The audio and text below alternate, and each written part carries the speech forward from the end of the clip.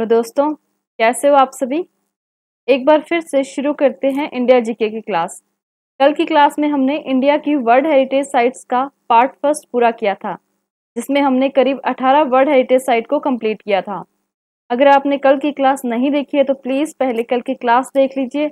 उसका लिंक नीचे डिस्क्रिप्शन में दिया गया है, आप लिंक पर जाकर क्लास को देख सकते हैं। तो बिना देर किए शुरू करते हैं इंडिया की वर्ल्ड हेरिटेज साइट का पार्ट 2। और हाँ, यदि आपने चैनल को सब्सक्राइब नहीं किया है तो प्लीज़ आप चैनल को सब्सक्राइब कर लीजिए, ताकि जब भी मेरी कोई नई वीडियो अपलोड होगी तो उसका नोटिफिकेशन आप तक पहुंच जाए। तो चलिए शुरू करते हैं आज की क्लास। 18 हमने कंप्लीट कर ली थी, अब 19 से स्टार्ट करते हैं। 19वीं कौन सी है? भीमबेटका के शैलावास। इनको कब शामिल किया गया? 2003 में। ये कहाँ पर स्थित है? मध्य प्रदेश में। इन आवासों की खोज वर्ष 1975 में विष्णु श्रीधर वाकनकर ने की थी। यह स्थल मध्य प्रदेश के रायसेन जिले में अब्दुल्लागंज के समीप रातापानी वन्यजीव अभयारण्य में स्थित है। यहाँ प्राप्त 700 से अधिक शैलाश्रों में से 400 शैलाश्र चित्रों द्वारा सुसज्जित हैं। तो आपको सिर्फ इतना सा याद रखना है कि भीमबेटका कहाँ है? मध्य प्रदेश में है। और इनको शामिल कब किया गया वर्ल्ड हेरिटेज साइट में? 2003 में शामिल किया गया। और ये स्थल कहाँ पर स्थित है? मध्य प्रदेश के रायसेन जिले में अब्दुल्लागंज के समीप रातापानी वन्यजीव अभयारण्य में स्थित है। उसको याद कैसे रखना है? भीम मध्य में बैठता है, तो भीम से भीमबेटका, मध्य से मध्य प्रदेश। ये है भीमबेटका के गुफाएं। ये देखो शैल चित्र बने हुए, यानी कि चट्टानों पर चित्र बनाए हुए। अब आगे है Chhatrapati Shivaji Maharaj terminus, Victoria terminus 2004। Chhatrapati Shivaji Maharaj terminus को कब शामिल किया गया वर्ल्ड हेरिटेज साइट के अंदर? 2004 में शामिल किया गया। भारत में विक्टोरिया युगीन कौतिक वास्तुकला का विकास भारत के पारंपरिक वास्तुकला के साथ मिलकर हुआ। यह इमारत ब्रिटिश वास्तुकार FW स्वीटवंस द्वारा डिजाइन की गई। विक्टोरियन कौतिक शैली में बनी यह इमारत बॉम्बे की पहचान है। मध्ययुगीन इतावली मॉडलों पर आधारित एक उच्च विक्टोरियन कौतिक डिजाइन के अनुसार इस टर्मिनल का निर्माण कार्य 1878 में शुरू किया गया था, जो 10 वर्षों में बनकर तैयार हुआ था। इस वास्तुकला के तहत बनी इमारतों के गुंबद, बुर्ज, नुकीले मेहराब आदि पारंपरिक भारतीय महल वास्तुकला से मिलते जुलते हैं। तो आपको सिर्फ क्या याद रखना है कि छत्रपति शिवाजी महाराज टर्मिनस कहाँ पर है? बॉम्बे के अंदर है, यानी कि महाराष्ट्र में है। और इन्हें कब शामिल किया गया? 2004 में शामिल किया गया। ये है छत्रपति शिवाजी महाराज टर्मिनस। आगे है चंपानेर पावागढ़ पुरातत्व उद्यान। इनको कब शामिल किया गया? 2004 में शामिल किया गया। इस उद्यान में प्राग ऐतिहासिक काल में बनाए गए प्रारंभिक हिंदू राजधानी का एक पहाड़ी किला और 16वीं शताब्दी से निर्मित गुजरात राज्य की राजधानी के अवशेष है। तो चंपानेर कहाँ पर स्थित है? गुजरात में। इन अवशेषों में 8वीं से लेकर 14वीं शताब्दियों के बीच के महल, धार्मिक इमारतें, आवासीय परिसर, कृषि आदि अवसंरचनाएं भी शामिल है। तो क्या याद रखना है कि 21 नंबर पे कौन सा है? चंपानेर पावागढ़ पुरातत्व उद्यान। ये कहाँ पर स्थित है? गुजरात में स्थित है। और इसे कब शामिल किया गया? 2004 में शामिल किया गया। ये है चंपानेर पुरातत्व उद्यान। अब बात करते हैं नालंदा महाविहार का पुरातात्विक स्थल। नालंदा को कब शामिल किया गया? 2016 में शामिल किया गया। ये कहाँ पर स्थित है? बिहार के अंदर स्थित है। 3री शताब्दी ईसा पूर्व से 13वीं शताब्दी ईस्वी तक के एक मठ और शैक्षिक संस्थान के अवशेष हैं। इस महाविहार के पुरातत्व में स्तूप, मंदिर और विहार, आवासीय तथा शैक्षिक भवन के साथ साथ स्तूप, पत्थर व धातु पर मौजूद महत्वपूर्ण कलाकृतियां भी शामिल हैं। इसे भारतीय उपमहाद्वीप का सबसे प्राचीन विश्वविद्यालय माना जाता है। तो आपको क्या याद रखना है कि नालंदा को कब शामिल किया गया? 2016 में शामिल किया गया। और ये कहाँ पर स्थित है? बिहार में स्थित है। और इसे भारतीय उपमहाद्वीप का सबसे प्राचीन विश्वविद्यालय माना जाता है। ये है नालंदा। आगे है लाल किला परिसर। इसको कब शामिल किया गया? 2007 में शामिल किया गया। और ये कहाँ पर स्थित है? तो अब बताओ लाल किला कहाँ पर स्थित है? दिल्ली में स्थित है। मुगल सम्राट शाहजहां द्वारा लाल किले का निर्माण वर्ष 1648 में करवाया गया था। तो लाल किला कहाँ पर स्थित है? नई दिल्ली में स्थित है। इसे वर्ल्ड हेरिटेज साइट में कब शामिल किया गया? 2007 में शामिल किया गया। मुगल सम्राट शाहजहां द्वारा लाल किले का निर्माण वर्ष 1648 में करवाया गया था। इसका नाम लाल बलुआ पत्थर की विशाल दीवारों के नाम पर रखा गया है। संपूर्ण लाल किला परिसर में इस्लाम शाह सूरी द्वारा वर्ष 1546 में निर्मित सलीमगढ़ किला भी शामिल है। लाल किला मुगल वास्तुशिल्प, नवाचार और शिल्प कौशल का पूर्ण प्रतिबिंब प्रस्तुत करता है। तो आपको सिर्फ इतना याद रखना है कि लाल किला कब शामिल किया गया, 2007 में शामिल किया गया, और ये कहाँ पर स्थित है, नई दिल्ली में स्थित है। किससे बना हुआ है, लाल बलुआ पत्थर से बना हुआ है, इसलिए इसका नाम क्या रखा गया, लाल किला। और इसका निर्माण किसने करवाया था, शाहजहां ने इसका निर्माण करवाया था। ये है लाल किला। अब आगे है जंतर मंतर जयपुर, कब शामिल किया गया, 2010 को जंतर मंतर को शामिल किया गया वर्ल्ड हेरिटेज साइट में। जंतर मंतर को 18वीं शताब्दी की शुरुआत में खगोलीय स्थितियों के अवलोकन के लिए बनाया गया था। सटीक अवलोकन करने के लिए इस साइट में 20 मुख्य उपकरणों का एक सेट स्थापित किया गया था। यह भारतीयों द्वारा मुगल काल में पुनर्जीवित खगोलीय कौशल और ज्ञान की अभिव्यक्ति को दर्शाता है। तो जंतर मंतर क्या है, एक खगोलीय वेधशाला है और ये कहाँ पर स्थित है, जयपुर में स्थित है। और इसको कब शामिल किया गया वर्ल्ड हेरिटेज साइट में, 2010 में शामिल किया गया था। यह है जंतर मंतर। अब आगे है राजस्थान के पर्वतीय किले, इनको कब शामिल किया गया वर्ल्ड हेरिटेज साइट में, 2013 में शामिल किया गया। और इन किलों में कुल कितने किले शामिल है, 6 किले शामिल है।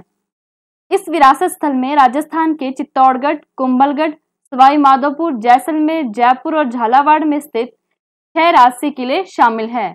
इस भूमि पर किलों की शानदार उपस्थिति 8वीं से 18वीं शताब्दी तक के राजपूत शासन की जीवन शैली और प्रगति को दर्शाती है। यह किलेबंदी शहरी केंद्रों, महलों, व्यापारिक केंद्रों और मंदिरों के चारों तरफ है, जहां कला और संस्कृति के विभिन्न रूपों का विकास हुआ है। तो राजस्थान के पर्वतीय किले कब शामिल किए गए, 2013 में शामिल किए गए। तो क्या याद रखना है कि राजस्थान के पर्वतीय किले कब शामिल किए गए, 2013 में शामिल किए गए। और कुल कितने किले हैं, 6 किले हैं, जिनकी आगे हम बात करेंगे। ये है राजस्थान के 6 किले जिन्हें वर्ल्ड हेरिटेज साइट में शामिल किया गया है। चित्तौड़गढ़ का किला कहाँ स्थित है, चित्तौड़गढ़ में। रणथंभौर का किला कहाँ स्थित है, सवाई माधोपुर में। गागरोन का किला कहाँ स्थित है, झालावाड़ में। कुंभलगढ़ का किला कहाँ स्थित है, राजसमंद में। सोनार का किला कहाँ स्थित है, जैसलमेर में। और आमेर का किला कहाँ स्थित है, जयपुर में। तो इन 6 किलों को, यानी कि राजस्थान के इन 6 किलों को किसमें शामिल किया गया है, वर्ल्ड हेरिटेज साइट में। और कब शामिल किया गया, 2013 में। अब आगे है रानी की बाव, यानी कि रानी की बावड़ी कहाँ पर स्थित है, पाटन में स्थित है। और कब शामिल किया गया इसे वर्ल्ड हेरिटेज साइट में, 2014 में शामिल किया गया। इस बावड़ी का निर्माण गुजरात के सोलंकी राजा भीमदेव प्रथम की स्मृति में उनकी पत्नी रानी उद्यमती ने वर्ष 1050 में सरस्वती नदी के किनारे करवाया था। सीढ़ीदार कुएं भारतीय उपमहाद्वीप में भूमिगत जल स्रोत व संग्रहण प्रणालियों का विशेष तरीका रहे हैं। इन्हें 3000 ईसा पूर्व बनाया जाता रहा है। इस परिसर की तकनीक और बारीकियों तथा अनुपातों की अत्यंत सुंदर कला क्षमता को प्रदर्शित करते हुए इसमें मारू गुर्जर स्थापत्य शैली का विकास किया गया है। तो रानी की बाव या रानी की बावड़ी कहाँ स्थित है, पाटन में स्थित है। और इसे कब शामिल किया गया, 2014 में शामिल किया गया। ये है रानी की बावड़ी। देखो कितनी सुंदर है, ये कितनी छोटी छोटी बारीक कलाकृतियां की गई हैं। तो कहाँ पर स्थित है, ये पाटन में स्थित है। अगला है ली कार्बूजियर का वास्तुकला कार्य, कहाँ पे किया गया है कार्य, चंडीगढ़ में। इस वास्तुकला के जन्मदाता एक प्रसिद्ध स्विस फ्रेंच आर्किटेक्ट ली कार्बूजियर थे। इस वास्तुकला की धरोहर में 7 देशों में फैले 17 स्थल शामिल हैं, जिनमें आधुनिक स्थापत्य शैली की अभिव्यक्ति को देखा जाता है। इस स्थापत्य कला द्वारा भीड़ भरे शहरों में लोगों को बेहतर आवासीय सुविधाएं प्रदान करने के लिए इमारतों में अपार्टमेंट और मॉड्यूलर डिजाइन की शुरुआत की गई थी। ली कार्बूजियर ने चंडीगढ़ में कॉम्प्लेक्स के अलावा government museum, art gallery, Chandigarh architecture college का भी डिजाइन तैयार किया गया है। यानी कि जितनी भी फेमस बिल्डिंग्स रही हैं चंडीगढ़ के अंदर, उनको किसने तैयार किया है, ली कार्बूजियर ने। तो इनकी वास्तुकला को किसमें शामिल किया गया है, वर्ल्ड हेरिटेज साइट के अंदर शामिल किया गया है। आगे है ऐतिहासिक शहर अहमदाबाद। अहमदाबाद को कब शामिल किया गया, 2017 में शामिल किया गया। सुल्तान अहमद शाह ने साबरमती नदी के पूर्वी तट अहमदाबाद शहर की स्थापना 15वीं शताब्दी में करवाई थी। यह शहर सदियों तक गुजरात राज्य की राजधानी के रूप में था। यह शहर विविध धर्मों के सामंजस्यपूर्ण अस्तित्व का प्रमाण है। यहाँ की स्थापत्य विरासत में भद्र का दुर्ग, पुराने शहरों की दीवारें तथा कई मस्जिदों व मकबरों के अलावा हिंदू व जैन मंदिर भी शामिल है। तो आपको क्या याद रखना है कि अहमदाबाद को वर्ल्ड हेरिटेज साइट में कब शामिल किया गया? 2017 में शामिल किया गया। क्यों शामिल किया गया? क्योंकि यहाँ की विरासत जैसे भद्र का दुर्ग, पुराने शहरों की दीवारें, मस्जिदें और मकबरों के अलावा हिंदू व जैन मंदिर स्थित हैं। ये देखिए अहमदाबाद की खूबसूरत इमारतें। अब आगे है विक्टोरियन, गॉथिक व आर्ट डेको एंसेम्बल्स कहाँ पर स्थित है? मुंबई में स्थित है। और इनको कब शामिल किया गया? 2018 में वर्ल्ड हेरिटेज साइट के अंदर शामिल किया गया। इस साइट में 19वीं सदी का विक्टोरियन संरचनाओं का संग्रह है व समुद्र तट के साथ 20वीं सदी के आर्ट डेको भवन शामिल है। ये किसी काम का नहीं है, आपको जिसे याद करना वो कर लेना, बाकी आपके लिए जरूरी नहीं है। आपको सिर्फ इतना याद रखना है कि विक्टोरियन, गॉथिक व आर्ट डेको एंसेम्बल्स कहाँ पर है? मुंबई में है। और इसे वर्ल्ड हेरिटेज साइट में कब शामिल किया गया? 2018 में। और इसके अंदर क्या है? इसके अंदर भवनों का एक संग्रह है जो कि अपनी एक आर्ट के लिए फेमस है। ये देखिए विक्टोरियन गॉथिक कला। आगे है जयपुर शहर, कहाँ पर स्थित है? राजस्थान का। और कब शामिल किया गया? 2019 में। जयपुर नगर चार दीवारी वाला नगर की स्थापना वर्ष 1727 में सवाई जयसिंह द्वितीय द्वारा की गई थी। जयपुर नगर को वैदिक वास्तुकला के प्रकाश में व्याख्यात स्टूडियो योजना के अनुसार बसाया गया था। नगर की सड़कों की ओर उपनिवेश काल से ही व्यवसाय की सुविधा है। ये सड़कें बड़े चौराहों, जिन्हें चौपड़ कहा जाता है, पर एक दूसरे से मिलती है। नगर की योजना में प्राचीन हिंदू, मुगल और पश्चिमी देशों के तत्वों का प्रयोग किया गया है। तो जयपुर शहर कब शामिल किया गया? 2019 में। और ये किसका हिस्सा है? राजस्थान राज्य का हिस्सा है। ये है जयपुर शहर की फेमस इमारतें। इसके अलावा और भी बहुत सारी हैं। अब तक हमने 30 सांस्कृतिक स्थलों को देखा जो कि वर्ल्ड हेरिटेज साइट के अंदर शामिल है। हमने देखा था कि कुल 38 स्थल है, जिसमें से 30 सांस्कृतिक थे, 7 प्राकृतिक थे और 1 मिश्रित था। तो अब बात करते हैं हम भारत के 7 प्राकृतिक स्थल विश्व धरोहर स्थल में जो शामिल है। पहला है कांजीरंगा राष्ट्रीय उद्यान। कब शामिल किया गया? 1985 में शामिल किया गया। कांजीरंगा राष्ट्रीय उद्यान एक सींग वाले भारतीय गैंडे का निवास है। यह राष्ट्रीय उद्यान असम का एकमात्र राष्ट्रीय उद्यान है। उद्यान उबड़ खाबड़ मैदानों, आदिवासियों और भयंकर दलदलों से पूर्ण कुल 430 वर्ग किलोमीटर में फैला हुआ है। कहाँ पर स्थित है? असम के अंदर। कब स्थापना की गई? 1905 में। और इसे शामिल कब किया गया वर्ल्ड हेरिटेज साइट में? 1985 में। प्रसिद्ध किसके लिए है? ये राष्ट्रीय उद्यान न केवल भारत में वरन पूरे विश्व में एक सींग वाले गैंडे के लिए प्रसिद्ध है। ये है एक सींग वाला गैंडा, जिसके लिए कांजीरंगा राष्ट्रीय उद्यान प्रसिद्ध है। अब आगे है केवलादेव राष्ट्रीय उद्यान। कब शामिल किया गया? 1985 में। कहाँ पर स्थित है? राजस्थान, भारत में। और जिस जिले में स्थित है उसका नाम क्या है? भरतपुर। स्थापित कब किया गया? 1982 में। केवलादेव राष्ट्रीय उद्यान या केवलादेव घना राष्ट्रीय उद्यान भारत के राजस्थान में स्थित एक विख्यात पक्षी अभयारण्य है। इसको पहले भरतपुर पक्षी विहार के नाम से जाना जाता था।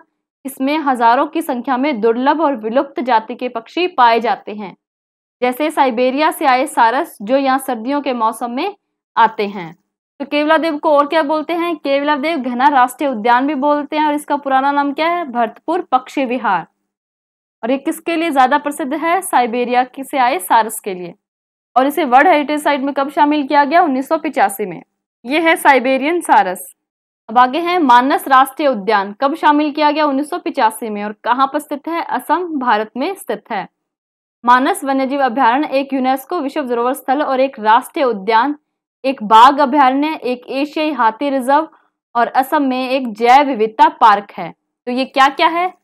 विश्व धरोहर स्थल तो है ही, इसके अलावा एक राष्ट्रीय उद्यान भी है, एक बाघ अभयारण्य भी है, एशियाई हाथी रिजर्व भी है और असम में एक जैव विविधता पार्क भी है। मानस वन्यजीव अभयारण्य हिमालय की तलहटी में स्थित है, जो अपने दुर्लभ और लुप्तप्राय स्थानिक वन्य जीवों के लिए जाना जाता है, जैसे कि असम रूफर्ड टर्टल, हिस्पिड हरे, गोल्डन लंगूर और प्यामी होंग। स्थल की प्राकृतिक सुंदरता में वनों की पहाड़ियां, जलोढ़ घास के मैदान और उष्णकटिबंधीय सदाबहार वन शामिल है। स्थल दुर्लभ और लुप्तप्राय प्रजातियों के लिए महत्वपूर्ण और व्यवहार्य आवास प्रदान करती है, जिसमें बाघ, एक से अधिक सींग वाले राइनो, दलदल हिरण, पेंगीहोंग और बंगाल फ्लोरिकन शामिल है। तो ये बहुत इंपॉर्टेंट है कि मानस राष्ट्रीय उद्यान कहाँ पर स्थित है, असम में स्थित है और इसे कब शामिल किया गया, 1985 को। ये है मानस राष्ट्रीय उद्यान। अब आगे है सुंदरवन राष्ट्रीय उद्यान, कब शामिल किया गया, 1987 में। कहाँ पर स्थित है, पश्चिम बंगाल, भारत। सुंदरवन राष्ट्रीय उद्यान भारत के पश्चिम बंगाल राज्य के दक्षिणी भाग में गंगा नदी के सुंदरवन डेल्टा क्षेत्र में स्थित है। यह एक राष्ट्रीय उद्यान, बाघ संरक्षित क्षेत्र व बायोस्फीयर रिजर्व क्षेत्र भी है। यह क्षेत्र मैंग्रोव के घने जंगलों से घिरा हुआ है और रॉयल बंगाल टाइगर का सबसे बड़ा संरक्षित क्षेत्र है। यह विश्व का एकमात्र नदी डेल्टा है जहां बाघ पाए जाते हैं। तो क्या क्या याद रखना है कि सुंदरवन राष्ट्रीय उद्यान कहाँ पर स्थित है, पश्चिम बंगाल में स्थित है, गंगा नदी के सुंदरवन डेल्टाई क्षेत्र में। और इसे कब शामिल किया गया वर्ल्ड हेरिटेज साइट में, 1987 में, 1987 में। इसके अलावा और इसकी क्या खास बातें हैं? हाल के अध्ययनों से पता चला है कि इस राष्ट्रीय उद्यान में बाघों की संख्या 103 है। यहाँ पक्षियों तथा रीढ़ विहीन जीवों की कई प्रजातियां भी पाई जाती हैं। इनके साथ ही यहाँ खारे पानी के मगरमच्छ भी मिलते हैं। वर्तमान सुंदरवन राष्ट्रीय उद्यान 1973 में मूल सुंदरवन बाघ रिजर्व क्षेत्र का कोर क्षेत्र था तथा 1977 में वन्यजीव अभयारण्य घोषित किया गया और 4 मई 1984 को इसे राष्ट्रीय उद्यान का दर्जा दिया गया। तो ये किसके लिए स्पेशल है? बाघों के संरक्षित क्षेत्र के रूप में प्रसिद्ध है। ये है सुंदरवन, जिसे बाघों का घर भी कहा जाता है। आगे है नंदा देवी राष्ट्रीय उद्यान व फूलों की घाटी। तो नंदा देवी राष्ट्रीय उद्यान को कब शामिल किया गया, 1988 में। और फूलों की घाटी को कब शामिल किया गया, 2004 में। और ये कहाँ पर स्थित है, ये दोनों के दोनों उत्तराखंड में स्थित है। नंदा देवी राष्ट्रीय अभयारण्य लगभग 630.33 वर्ग किलोमीटर तक फैला हुआ उत्तर भारत का विशालतम अभयारण्य है, जिसे सन 1982 में राष्ट्रीय उद्यान घोषित किया गया था तथा फूलों की घाटी राष्ट्रीय उद्यान सहित सन 1988 में विश्व संगठन यूनेस्को द्वारा विश्व धरोहर के रूप में घोषित किया जा चुका है। यह नंदा देवी राष्ट्रीय उद्यान और फूलों की घाटी राष्ट्रीय उद्यान के साथ मिलकर नंदा देवी बायोस्फीयर रिजर्व बनाता है। तो आपसे पूछा जाए कि नंदा देवी बायोस्फीयर रिजर्व क्या है, तो इसके अंदर क्या क्या शामिल है, नंदा देवी राष्ट्रीय उद्यान प्लस फूलों की घाटी राष्ट्रीय उद्यान शामिल है। इन दोनों को मिलाकर क्या घोषित किया गया है, नंदा देवी बायोस्फीयर रिजर्व। यह रिजर्व यूनेस्को की विश्व के बायोस्फीयर रिजर्व की सूची में सन 2004 से अंकित किया जा चुका है। तो नंदा देवी राष्ट्रीय उद्यान व फूलों की घाटी कहाँ पर स्थित है, उत्तराखंड में स्थित है। और इन दोनों को ही किसमें शामिल किया गया है, वर्ल्ड हेरिटेज साइट में शामिल किया गया है। और इन दोनों के मिला के जो क्षेत्र बनता है उसको क्या नाम दिया गया है, नंदा देवी बायोस्फीयर रिजर्व क्षेत्र। ये है नंदा देवी वन्यजीव विहार और ये है फूलों की घाटी। अब आगे है पश्चिमी घाट। पश्चिमी घाट को कब शामिल किया गया, 2012 में शामिल किया गया। पश्चिमी घाट ताप्ती नदी से लेकर कन्याकुमारी तक भारत के 6 राज्यों तमिलनाडु, कर्नाटक, केरल, गोवा, महाराष्ट्र और गुजरात में फैला है। पश्चिमी घाट भारत के सबसे ज्यादा वर्षण क्षेत्रों में से एक है। साथ ही यह भारतीय प्रायद्वीप की जलवायु को महत्वपूर्ण रूप से प्रभावित भी करता है। पश्चिमी घाट भारतीय जैव विविधता के सबसे समृद्ध हॉटस्पॉट में से एक है। साथ ही कई राष्ट्रीय उद्यानों और वन्यजीव अभयारण्यों को भी समावेशित करता है। पश्चिमी घाट में चाय, कहुआ, रबड़ और यूकेलिप्टस जैसे वाणिज्यिक कृषि की जाती है, जो अर्थव्यवस्था के दृष्टिकोण से महत्वपूर्ण है। तो पश्चिमी घाट कहाँ कहाँ फैला हुआ है, 6 राज्यों में फैला हुआ है, तमिलनाडु, कर्नाटक, केरल, गोवा, महाराष्ट्र और गुजरात में। और पश्चिमी घाट को वर्ल्ड हेरिटेज साइट में कब शामिल किया गया, 2012 में। इसके अलावा और पश्चिमी घाट की क्या खास बातें हैं, प्रायद्वीपीय भारत की अधिकांश नदियों का उद्गम पश्चिमी घाट से ही होता है, इसलिए दक्षिण भारत का संपूर्ण अपवाह तंत्र पश्चिमी घाट से ही नियंत्रित होता है। पश्चिमी घाट से ही गोदावरी, कृष्णा, कावेरी और पेरियार नदियों का उद्गम होता है, जो संपूर्ण दक्षिण भारत की सिंचाई की जीवन रेखा है। इन नदियों के जल का उपयोग सिंचाई के साथ ही विद्युत उत्पादन के लिए भी किया जाता है। तो पश्चिमी घाट को वर्ल्ड हेरिटेज साइट में कब शामिल किया गया, 2012 में शामिल किया गया। ये है पश्चिमी घाट।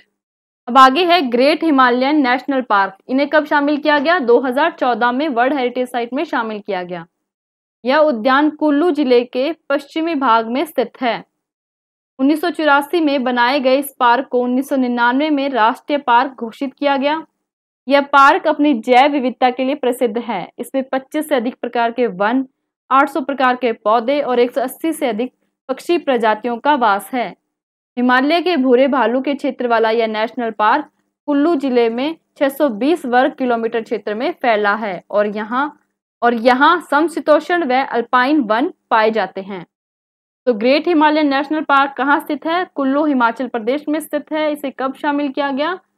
2014 में शामिल किया गया। ये है ग्रेट हिमालयन नेशनल पार्क। अब तक हमने 30 सांस्कृतिक स्थल देख लिए जो कि विश्व धरोहर स्थल में शामिल है। इसके अलावा 7 प्राकृतिक स्थल भी देख लिए। अब लास्ट है एक मिश्रित स्थल, जिसमें प्राकृतिक और सांस्कृतिक दोनों प्रकार के लक्षण मिलते हैं। तो देखते हैं वो कौन सा है। इसका नाम है कंचनजंगा राष्ट्रीय उद्यान। कब शामिल किया गया? 2016 में वर्ल्ड हेरिटेज साइट में शामिल किया गया। सिक्किम में स्थित इस राष्ट्रीय उद्यान में विश्व की तीसरी सबसे ऊंची चोटी माउंट कंचनजंगा विद्यमान है। पार्क में बर्फ से ढकी पहाड़ियों और विभिन्न झीलें और ग्लेशियर शामिल है, जिसमें 26 किलोमीटर लंबी जम्मू ग्लेशियर भी शामिल है, जो माउंट कंचनजंगा के आधार पर स्थित है। यहाँ सिक्किम राज्य के लगभग 25% हिस्से को कवर करता है और विभिन्न स्थानिक और संकटग्रस्त पौधे और पशु प्रजातियों के रहने योग्य वातावरण सुनिश्चित करता है। तो कंचनजंगा राष्ट्रीय उद्यान कहाँ पर स्थित है? सिक्किम राज्य में स्थित है और इसे वर्ल्ड हेरिटेज साइट में कब शामिल किया गया? 2016 में शामिल किया गया। और इसी राष्ट्रीय उद्यान के अंदर विश्व की तीसरी सबसे ऊंची चोटी माउंट कंचनजंगा भी स्थित है। ये है कंचनजंगा राष्ट्रीय उद्यान की कुछ तस्वीरें। अब ये यहाँ मैंने विश्व विरासत स्थल की एक साथ पूरी लिस्ट बना दी गई है कि कौन से स्थल का नाम है, कौन से वर्ष में शामिल किया गया और कौन से राज्य में स्थित है। तो आगरा का किला, अजंता की गुफाएं, एलोरा की गुफाएं, ताजमहल, महाबलीपुरम के स्मारक, सूर्य मंदिर, उसके अलावा कांजीरंगा राष्ट्रीय उद्यान, केवलादेव, मानस राष्ट्रीय उद्यान, फतेहपुर सिकरी, गोवा के चर्च, हम्पी के स्मारक, खजुराहो के मंदिर, एलिफेंटा की गुफाएं, महान चौल मंदिर, पटक्कल के स्मारक, सुंदरवन राष्ट्रीय उद्यान, नंदा देवी राष्ट्रीय उद्यान में फूलों की घाटी, सांची का स्तूप, हुमायूं का मकबरा, कुतुब मीनार, भारत की पर्वतीय रेलवे, महाबोधि मंदिर, भीमबेटका गुफाएं, चंपानेर पावागढ़ पार्क, छत्रपति शिवाजी महाराज टर्मिनस, लाल किला, जंतर मंतर, पश्चिमी घाट, राजस्थान के पहाड़ी किले, रानी की बावड़ी, ग्रेट हिमालयन राष्ट्रीय उद्यान, नालंदा, कंचनजंगा राष्ट्रीय उद्यान, ली कार्बूसियर के स्थापत्य कार्य, अहमदाबाद, विक्टोरियन गॉथिक और आर्ट डेको, और लास्ट में है जयपुर। तो ये कंप्लीट 38 स्थल यहाँ कंप्लीट होते हैं जिनको कि वर्ल्ड हेरिटेज साइट के अंदर शामिल किया गया है यूनेस्को के द्वारा। तो आप इस लिस्ट को याद रखना कि कौन सा कब शामिल किया गया था और कहाँ पर स्थित है। इनसे एक आधा क्वेश्चन जरूर पूछा जाता है एग्जाम के अंदर। यदि आपको ये पूरा याद नहीं होता है तो ये लास्ट की 3 से 4 स्लाइड है जिनके आप स्क्रीनशॉट लेकर रख लीजिए। तो आज का इंडिया जीके का टॉपिक यही खत्म होता है। हमने इंडिया का एक टॉपिक कंप्लीट कर लिया है, वर्ल्ड हेरिटेज साइट्स को। यदि आपने इससे पहले का वीडियो नहीं देखा है तो उसका लिंक नीचे डिस्क्रिप्शन में दे दिया गया है, आप जाकर इससे पहले का पार्ट फर्स्ट भी देख सकते हैं। यदि आपको क्लास पसंद आई तो प्लीज इसे लाइक करें, शेयर करें और चैनल को सब्सक्राइब करें। थैंक यू, मिलते हैं नेक्स्ट वीडियो में।